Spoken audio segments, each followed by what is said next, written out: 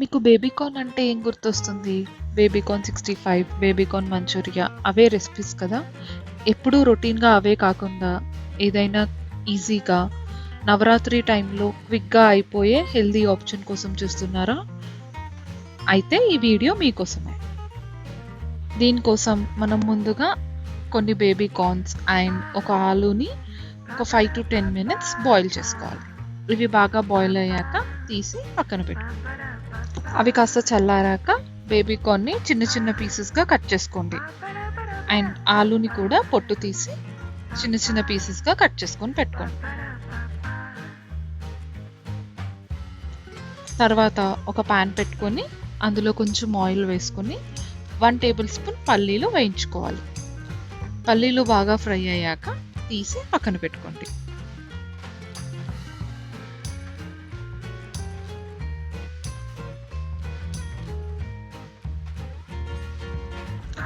ఇప్పుడు ఇదే ప్యాన్లో మనం చిన్నగా ముక్కలు చేసి పెట్టుకున్న బేబీకార్న్ని కూడా వేసుకొని బాగా ఫ్రై చేసుకోవాలి. స్టవ్ని మీడియం ఫ్లేమ్లో పెట్టుకొని ఒక 5-10 మినిట్స్ ఫ్రై చేసుకోవాలి.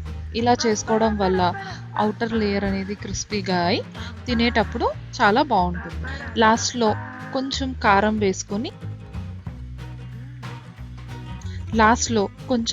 వేసుకొని బాగా మిక్స్ చేసుకొని ఇంకొక 2 మినిట్స్ ఫ్రై చేసి స్టవ్ ఆపేయండి. తర్వాత ఇవి తీసి పక్కన పెట్టుకోండి.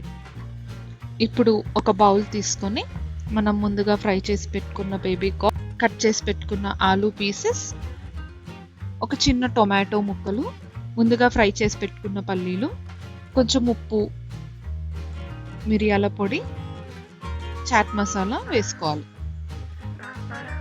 ఇప్పుడు ఇందులోనే ఒక 2 టేబుల్ స్పూన్స్ బాగా విస్క్ చేసుకున్న కర్డ్, కొంచెం నిమ్మరసం అండ్ లాస్ట్లో కొత్తిమీర వేసి అన్నీ బాగా కలిసేలాగా మిక్స్ చేసుకోవాలి.